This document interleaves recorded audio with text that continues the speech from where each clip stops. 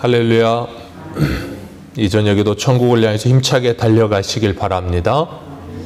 오늘은 우리가 고난주간 가상칠언 마지막 7번째 시간으로 내 영혼을 부탁하나이다 라는 제목으로 같이 말씀을 나누도록 하겠습니다.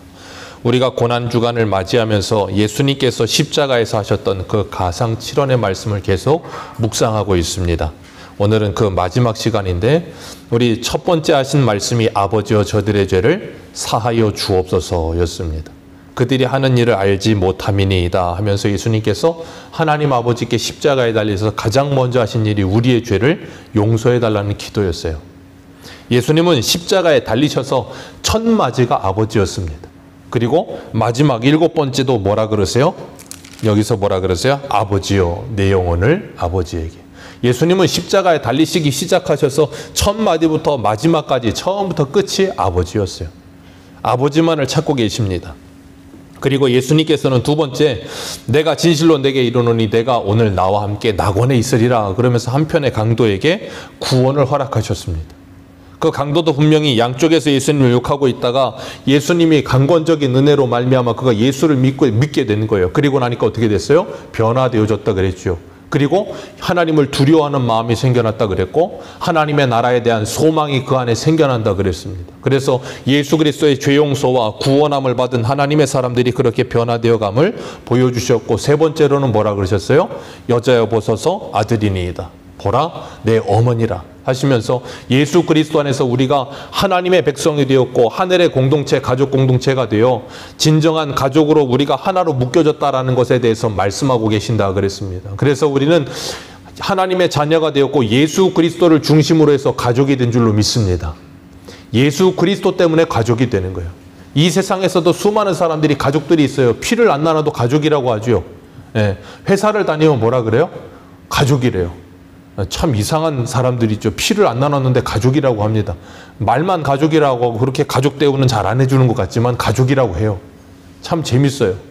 그리고 뭐 운동 경기를 해도 가족이라고 그러고 뭘 해도 가족이라고, 정치적 이념이 같아도 가족이라고 하고, 사람들은 다 이렇게 서로 뭉쳐서 하나 되고 가족 되는 것을 굉장히 좋아합니다. 그런데 그 모든 공동체의 가족됨은 다 나를 위해서 그 일을 하고 있는 것들이거든요. 그런데 하나님의 나라의 백성이 된다는 건 우리가 예수 그리스도로 말미암아 하나님 안에서 가족이 되었고, 이제는 나를 위해 가족이 되는 게 아니라 누구를 위해 가족이 되냐면 하나님을 위해 가족이 되는 거예요. 그리고 이웃을 위해 가족이 되기 시작하는 겁니다. 그러니까 이기적이던 사람이 이타적인 사람이 되어져 가는 것이 하나님의 나라의 가족이 된 사람들의 모습인 줄 믿습니다. 그래서 예수 그리스도를 믿고 구원함을 받아 하나님의 자녀가 되어지고 나면 예수님이 뭐라 그랬어요? 내 아버지의 뜻대로 행하는 자가 내 형제요, 자매요, 내 어머니니라 그러셨습니다. 그렇기 때문에 우리는 예수 그리스도 안에서 한 가족이 된 줄로 믿습니다. 우리가 정말 예수 그리스도를 믿는다면 우리는 예수 안에서 한 가족이 된 거예요. 그렇게 예수 안에서 한 가족이 된 사람들은 너무나도 기쁨 속에 있어요. 그래서 생전 한번 얼굴 보지 않은 사람도 어디 길을 가다가 예수 믿는다는 하나의 공동체 안에서 예수 안에서 하나가 돼서 같이 신앙의 고백이 있다고 하는 사람들이 이렇게 서로 말을 하다 보면 어때요? 기쁨이 있어요. 같은 신앙의 고백 속에 있는 사람들을 만나면 기쁨이 있습니다. 얼굴도 한 번도 본 적이 없고 뭐 서로 일면식도 없는데도 신앙 얘기를 하다가 친해지기도 하고 즐거워지기도 합니다. 그게 어떻게 가능해요? 예수 그리스도 안에서 하나의 가족이기 때문에 그래요. 그리고 예수님께서 네 번째로 하셨던 말씀이 뭐였어요? 엘리 엘리 라마 사박다니, 나의 하나님 어찌하여 나를 버리셨나이까. 예수님은 하나님께 버림을 받으셨습니다. 무엇 때문에요? 나의 죄 때문에. 저와 여러분의 죄 때문에 하나님께 버림을 받았어요. 기억하십시오. 우리가 지금도 여전히 짓고 있는 그 죄가 바로 예수님께서 하나님께 버림받으신 죄라는 것을 기억하시길 바라요.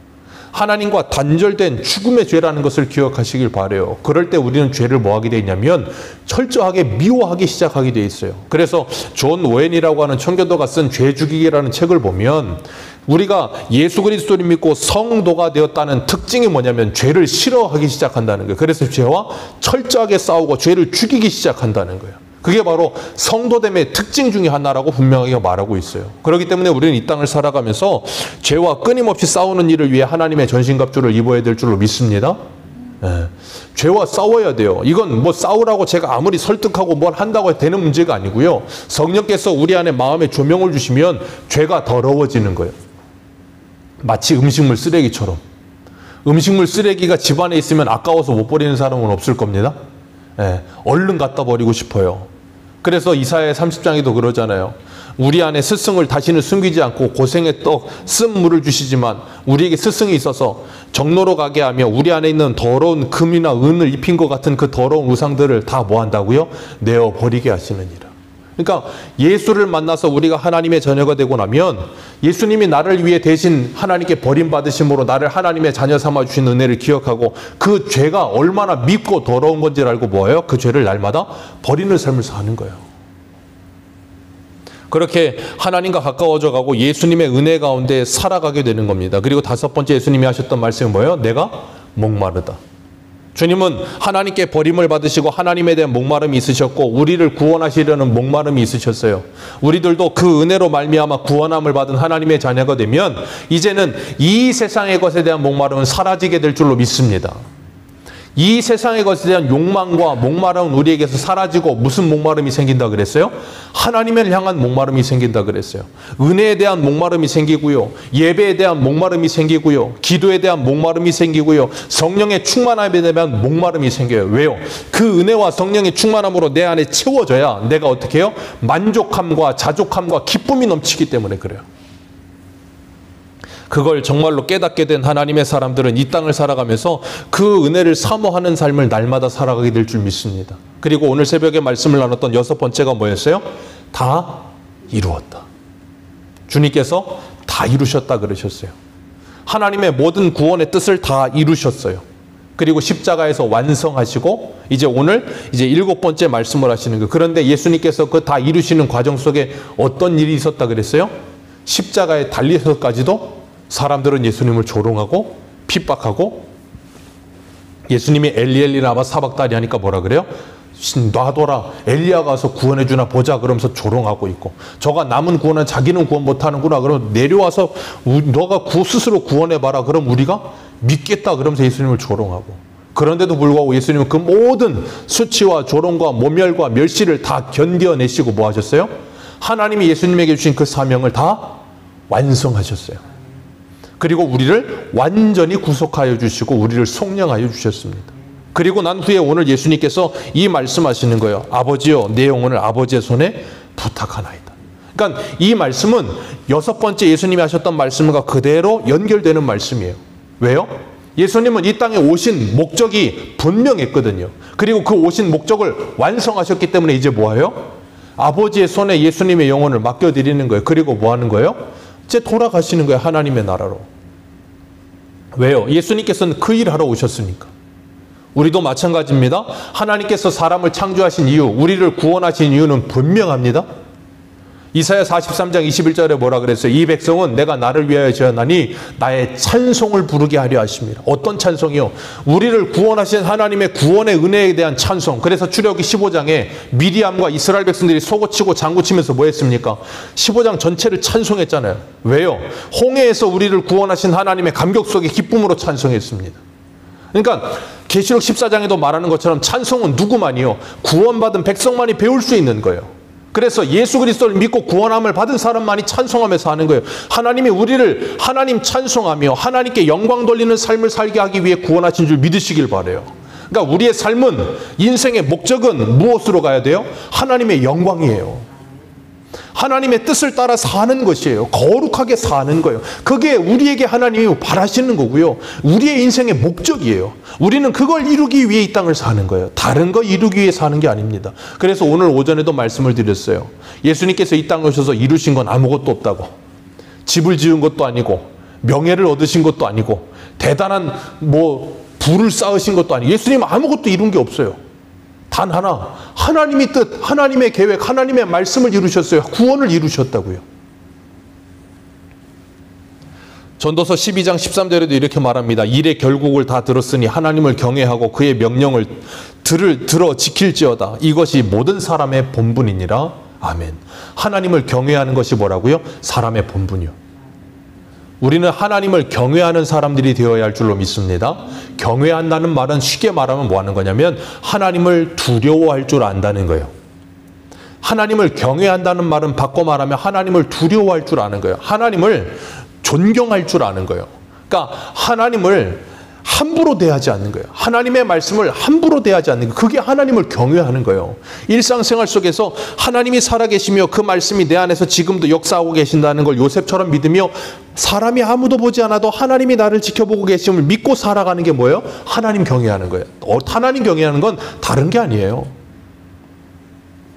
하나님은 우리가 그런 삶을 살게 되기를 원하셨어요. 그래서 사도 바울은 로마서 14장 8절과 9절 이렇게 말하지요.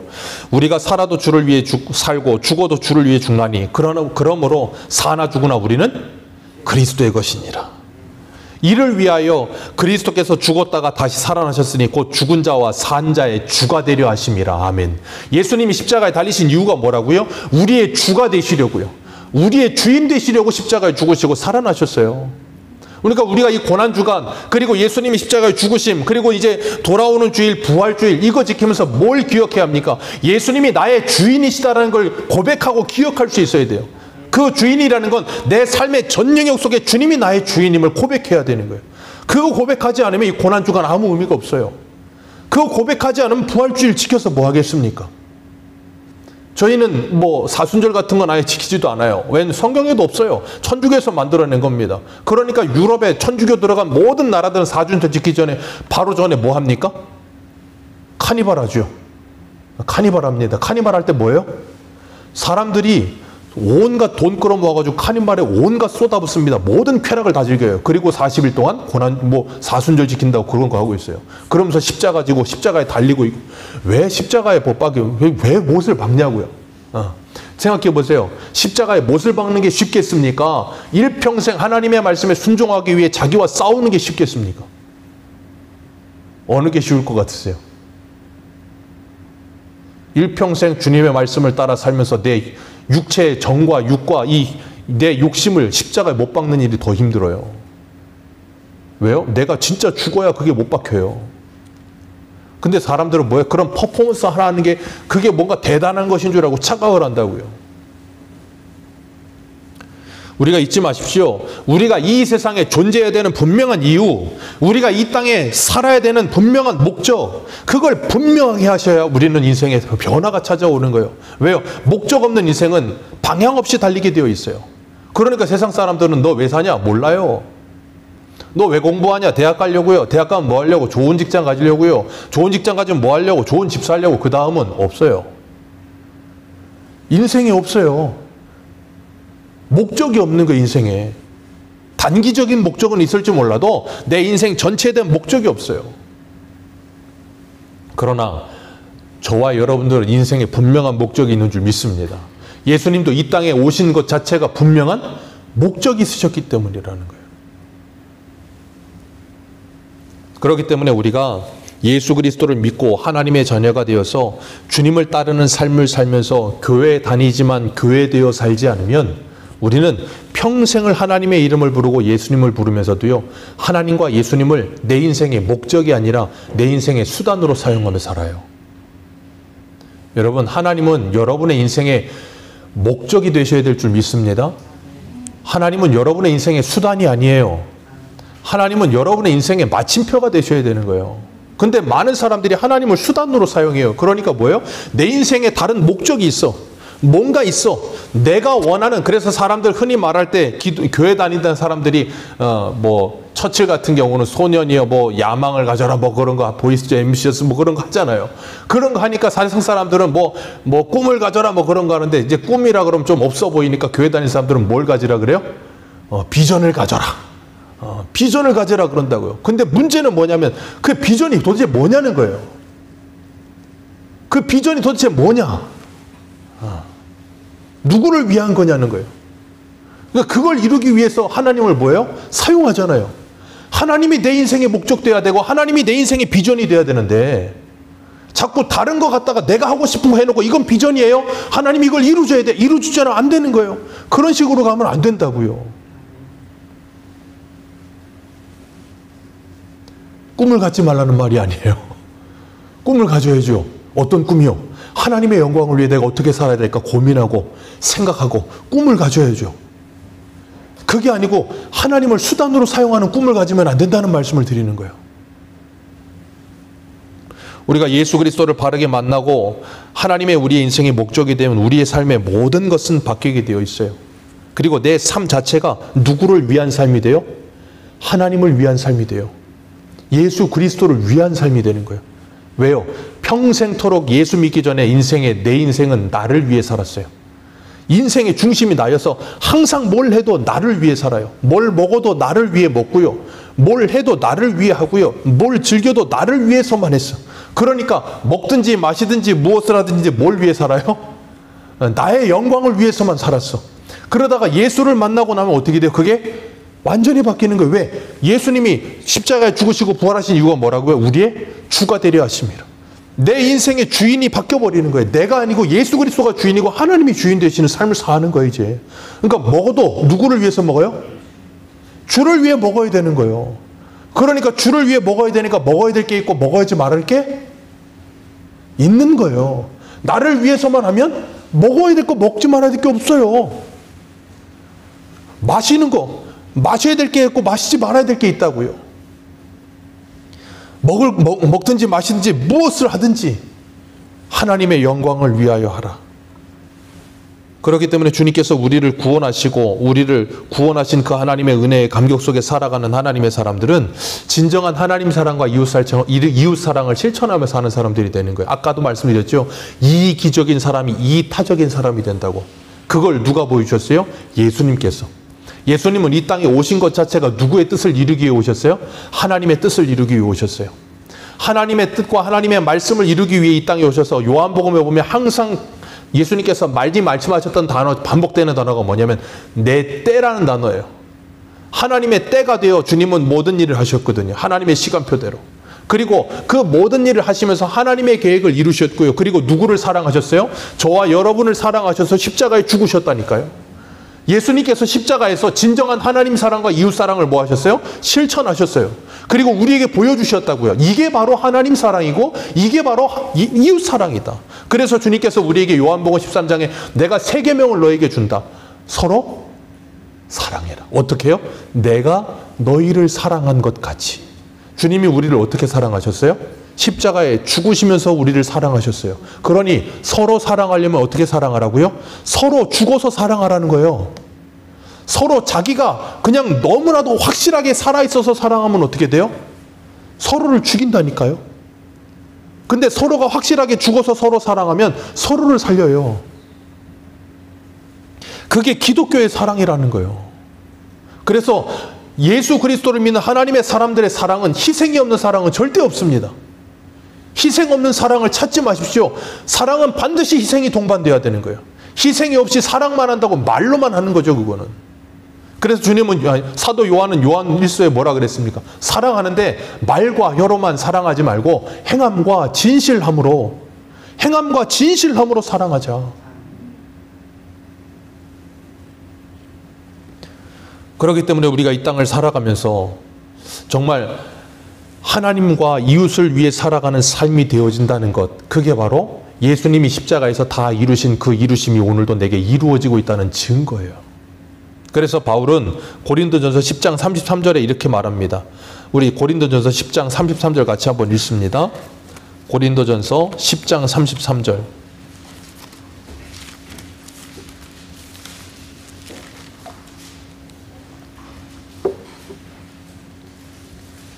고린도전서 10장 33절 같이 읽습니다. 한 절입니다. 시작.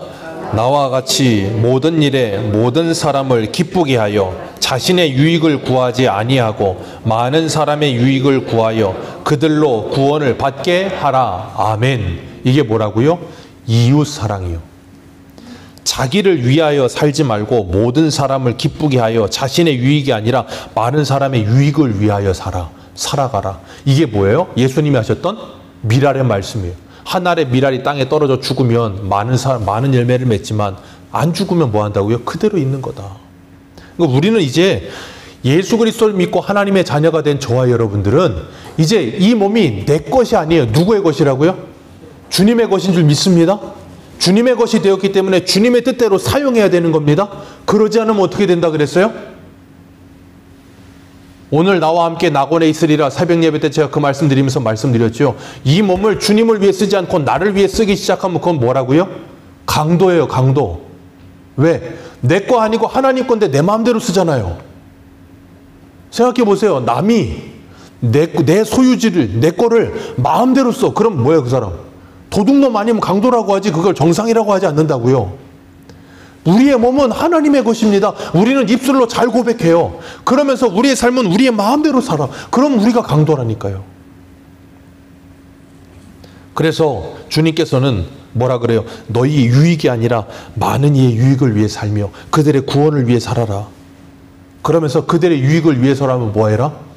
고기도 먹지 말고 포도주도 먹지 말아라. 하나님의 나라는 먹는 것과 마시는 거 아니다.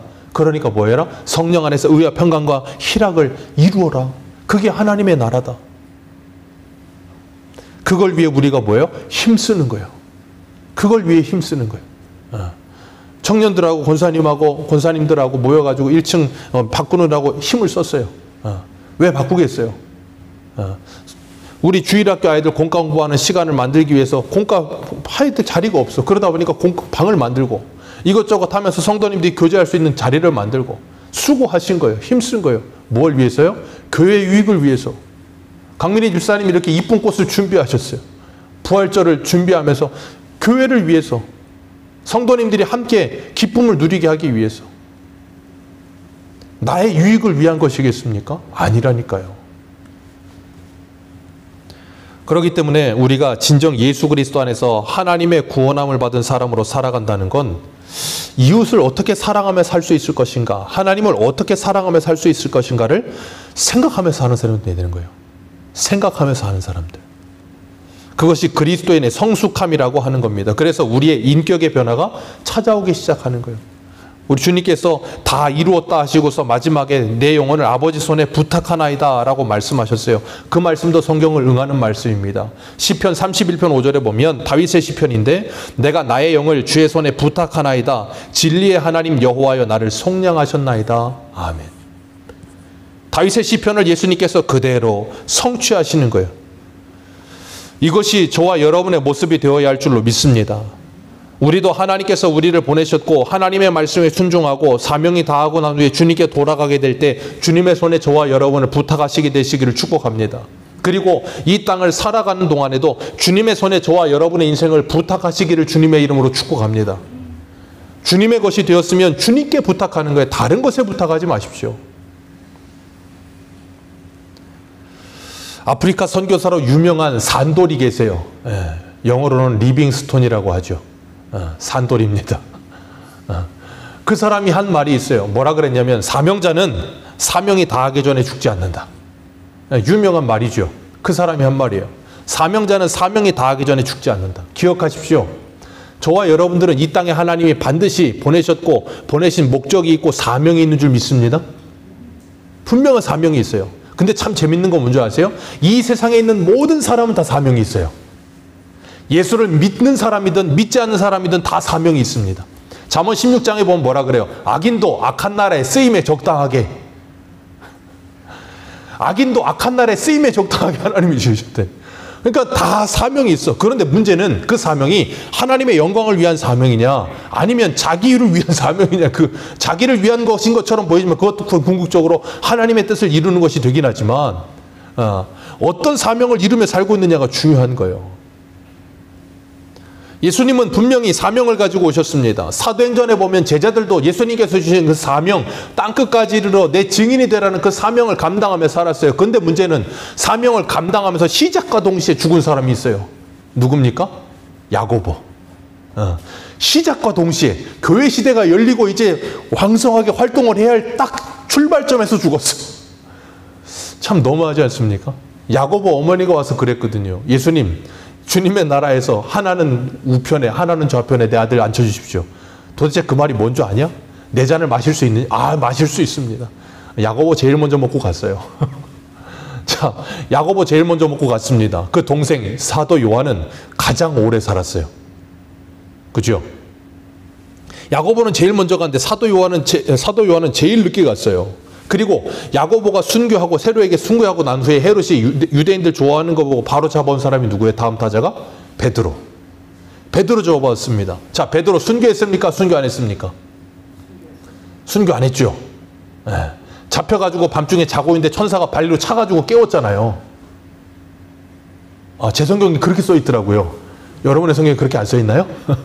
베드로가 다음 타자인데 감옥에 잡혀가지고 자고 있는데 천사가 발로 차 깨워가지고 베드로를 거기서 데리고 나와요. 그잖아요. 야고보는 순교했는데, 자, 왜 야고보는 순교했고 베드로는 순교를 안 했습니까? 이유가 뭐예요? 제가 좀 아까 힌트를 드렸잖아요. 산돌이 하신 말씀이 뭐라 그랬다고요? 사명자는 사명을 다하기 전에 죽지 않아요. 야고보는 그의 사명을 다했기 때문에 주님이 데려가신 거예요. 베드로는 아직 할 일이 남았기 때문에 안 간 거예요. 그래서 바울을, 그 소아시아에서 열심히 사역하고 있는 바울을 저 마게도냐로 보내시고, 그 바울 사역하던 곳에 누구 보냈어요? 베드로 보냈잖아요. 그리고 예루살렘 총회가 열렸을 때도 이방인에게 구원이 있다는 걸 누가 확실했어요? 베드로가 마침표를 찍어버렸잖아요. 베드로가 해야 될 일이 있었기 때문에 주님께서 베드로를 살려놓은 거예요. 여러분, 야고보는 제일 먼저 갔지만 야고보는 제일 오래 쉽니다. 계시록 14장을 보세요. 지금 이후로 예수 그리스도 안에 죽는 자는 모든 일을 그치고 쉬느니라 성령께서 증언하시나니. 야고보가 제일 먼저 주님 품에 안겨서 안식하고 있다니까요. 베드로는 늦게 가요. 늦게 가면 늦게 갈수록 어떻게 고생하는 거예요. 더 많이 고생하고 더 힘들어야 되고, 야고보 동생인 사도 요한은 사도 중에 제일 오래 고생하는 거예요. 반모성까지 가서 유배 가다 갖고 얼마나 고생하겠어요. 거기서 요한계시록 쓰면서 슬픔 속에서 반모성에 파도 치는 거 보면서 얼마나 힘들었겠어요. 야고보가 제일 복 받은 사람이에요. 베드로도 복을 받았죠. 사명을 감당하니까. 그러니까 우리가 예수 그리스도 안에서 삶과 죽음의 개념을 바로 갖지 않으면 야고보가 제일 안 된 사람인 거예요. 그런데 야고보는 사명을 다했고 베드로도 그 사명이 다하면 주님이 뭐 하세요? 데리고 가시는 거예요. 사도 요한도 사명을 다하면 데리고 가시는 겁니다. 그래서 우리가 잘 아는 세례 요한은 요한복음 1장에 보면 하나님께서 보내심을 받은 사람이라고 그랬어요. 뭘 위해서요? 그 빛에 대하여 증언하러 보내심을 받은 사람이었어요. 그래서 이사야 40장의 말씀처럼 광야에서 외치는 소리가 되어서 회개하라 천국이 가까웠느니라 그러면서 예수 그리스도를 증거했다고요. 그런데 요한이 잡혀갔어. 세례 요한이. 그런데 예수님께서 요한을 뭐예요? 풀어주질 않아요. 그때 요한이 그러잖아요. 제자들 보내서 오실 그이가 당신입니까? 아니면 다른 일을 기다릴까요? 왜? 이사야 35장 이하에 보면 잡힌 자, 감옥에 갇힌 자 풀려난다 그랬거든요. 메시아가 오면. 근데 지금 자기는 감옥에 갇혔는데 안 풀려나. 뭐 하다 갇혔습니까?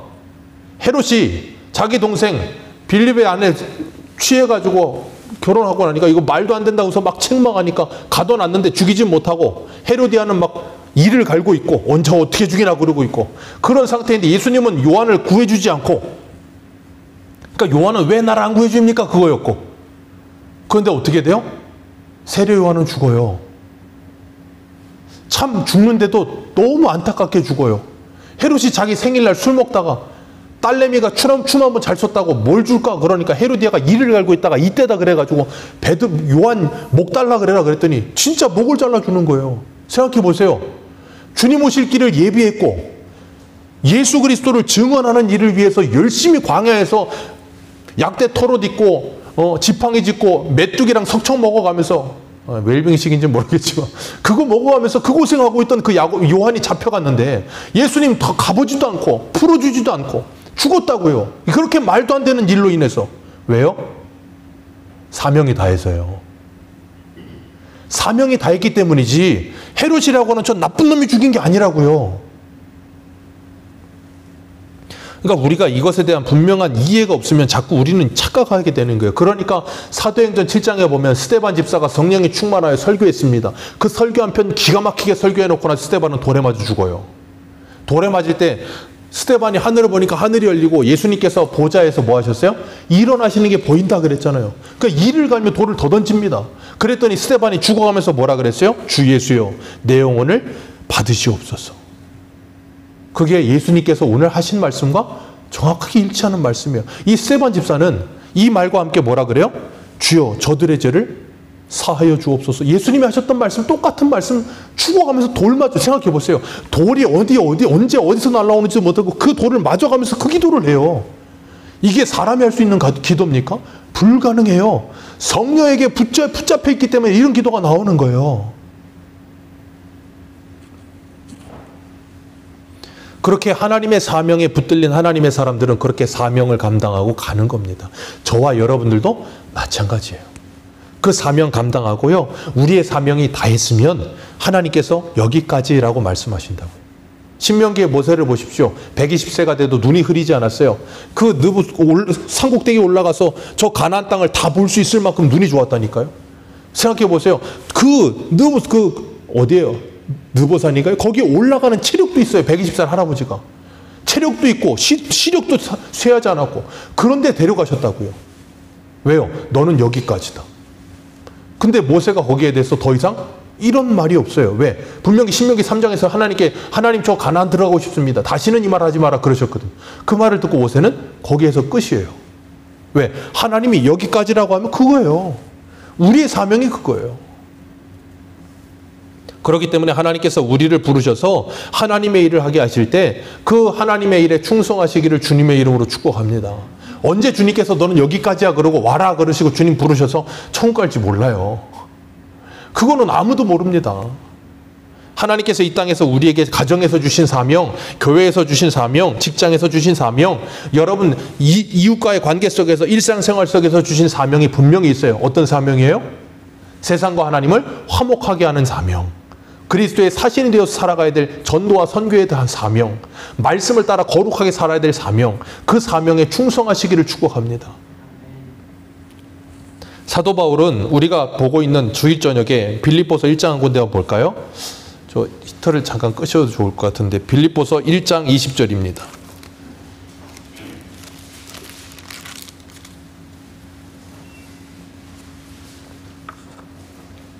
빌립보서 1장 20절에서 24절입니다. 같이 읽겠습니다. 시작. 나의 간절한 기대와 소망을 따라 아무 일에든지 부끄러워하지 아니하고 지금도 전과 같이 온전히 담대하여 살든지 죽든지 내 몸에서 그리스도가 존귀하게 되게 하려 하나니 이는 내게 사는 것이 그리스도니 죽는 것도 유익함이니라. 그러나 만일 육신으로 사는 이것이 내일 무엇을 택해야 할는지 나는 알지 못하노라. 내가 그 둘 사이에 끼었으니 차라리 훨씬 더 좋은 일이라 그렇게 하고 싶으나 내가 육신으로 있는 것이 너희를 위하여 더 사도 바울은 지금 둘 사이에 끼어 있어요. 뭘 택해야 될지도 몰라요. 살아야 될지 죽어야 될지도 몰라요. 그러나 지금 사도 바울은 뭐가 더 좋다고 생각하고 있어요? 차라리 이 고통 속에 있는 것보다는 주님 품에 안겨서 안식하는 것이 더 좋겠다. 나는 그걸 선택하고 싶다. 그런데 내가 육신적으로 살아있는 것이 누구의 유익이다? 여기 분명히 말하고 있잖아요. 24절 같이 읽습니다. 시작. 내가 육신으로 있는 것이 너희를 위하여. 바울이 얼마나 지금 몸이 안 좋은지 몰라요. 죽기 직전이라고요. 그렇게 고통스럽고 괴로운 가운데 있음에도 불구하고 차라리 그냥 죽는 것이 낫겠다. 그런 생각이 들 만큼 요즘은 그런 거 많더라고요. 많아지고 있어요. 안락사. 그래서 안락사를 허용하는 나라 가서 안락사를 하는 분들도 있더라고요. 그거 보니까는 정말 이 인간이 느낄 수 없는 고통을 느끼는 가운데 있어서 차라리 죽는 게 낫겠다 해서 거기 가시는 분들이더라고요. 그걸 보면서 참 안 되겠다, 안 됐다 하는 생각도 했지만 사도 바울이 그런 고통 속에 있어요. 그러면서 차라리 주님 품에 안기는 게 더 편하고 좋다. 그런데 누구를 위해서? 너희들의 유익을 위해서 살아있어야 되는 것이 내 사명이라고 하나님이 말씀하고 계신다는 거예요. 그렇기 때문에 뭐예요? 그래서 내가 지금 살아있다는 거예요. 그렇기 때문에 죽을 만큼 힘든 일을 통과하고 계십니까? 괴로우십니까? 여러분의 사명이 다하지 않았다면 여러분은 죽기 살기로 살아있으셔야 돼요. 죽으려고 하지 마십시오. 죽기 살기로 살아있으셔야 돼요. 왜요? 하나님이 맡기신 사명이 다 해야 돼요. 주님이 우리를 통해 하셔야 될 그 사명이 있어요. 그 사명 감당하다가 조롱당하고 무시당하고 힘든 일을 당한다 할지라도 죽기 살기로 그 자리를 지켜내시기를 축복합니다. 욕 먹으시면서 그 나라를 지켜셔야 돼요. 왜요? 하나님의 사명을 이루셔야 돼요. 주님이 그 일을 저를 통해서, 여러분을 통해서 우리 안에서 지금 이루고 계신다고요. 그 일을 내가 포기하면 안 되는 거예요. 그래서 바울은 그 노쇠한 몸을 이끌고도 그 감옥에 있으면서도 끝까지 주의 영광을 위해 살고 있는 거예요. 우리는 누구의 유익을 위해 살고 있습니까? 하나님의 유익입니까? 아니면 이웃의 유익입니까? 나의 유익입니까? 시편 31편 아까 우리가 살펴보았던 다윗의 시편에서도 다윗은 하나님의 영광을 위해 믿음으로 살다가 죽는 순간까지 그 믿음을 지키다가 주님의 손에 자신의 영혼을 부탁하나이다 그랬어요. 스데반도 성령에 충만하여 하나님의 일을 열심히 하다가 돌에 맞아 죽어가면서 주님의 손에 자신의 영혼을 부탁했어요.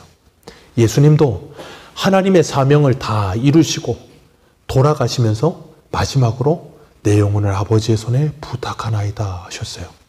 저와 여러분들도 하나님이 우리에게 주신 사명을 다 하는 날까지 이 땅에서 믿음으로 살아가시다가 우리의 영혼을 주님께 부탁하나이다 라고 하시고 주님 나라 가시기를 축복합니다. 그리고 이 땅에서 주님이 언제 부르실지 모르지만 그 부르시는 날까지 여러분의 삶을 하나님의 손에 부탁하며 사시기를 축복합니다. 여러분의 직장을 하나님의 손에 부탁하세요. 여러분의 사업을 하나님의 손에 부탁하세요. 여러분의 자녀를 하나님의 손에 부탁하시고 여러분의 가정을 하나님의 손에 부탁하시고 이 교회를 하나님의 손에 부탁하세요. 다른 것에 부탁하지 마시고 하나님께 부탁하세요. 왜? 그 모든 것의 주인이 하나님이십니다. 하나님께서 하나님의 때에 하나님의 뜻을 이루어 가시면서 하나님이 합력하여 선을 이루어 가실 거예요. 우리는 그 하나님을 믿고 기다리며 인내하는 가운데 이 믿음의 길을 걸어가는 거예요. 누구처럼요? 예수님처럼. 저도 이 목회를 위해서 때로는 여러 가지 흔들림도 있고 여러 가지 고민도 있지만 사도 바울이 했던 고백을 늘 기억합니다. 사도 바울은 갈라디아서 1장 10절에 이런 고백을 합니다. 이제 내가 사람을 좋게 하랴 하나님께 좋게 하랴 사람들에게 기쁨을 구하랴 내가 지금까지 사람들의 기쁨을 구하였다면 그리스도의 종이 아니니라. 사람의 기쁨을 구하는 종이 되었다면 그리스도의 종이 아니니라. 목회자로 살아가는 동안 저는 이 땅에서 주님이 부르시는 날까지 목회자로 아마 살다 가겠죠. 그 목회를 하는 동안에 저는 하나님을 기쁘시게 하는 삶을 살기 위해 몸부림치며 애쓰며 살기 위해 수고할 겁니다. 여러분들도 그 기도를 해주시니 너무 감사합니다. 그 기도를 하고 그리고 하나님을 기쁘시게 하는 목회를 하기 위해 수고하다 보면 때로는 사람들이 싫어할 수도 있어요. 괴로워할 수도 있고요. 듣기 싫어할 수도 있습니다. 그러나 저는 그 일을 해야 돼요. 왜냐하면 사람을 기쁘게 하기 위해 이 자리에 서 있는 게 아니거든요. 우리의 신앙생활도 저의 목회뿐 아니라 여러분의 신앙생활도 나를 기쁘게 하기 위해 여러분이 거기 앉아 계시는 게 아니거든요.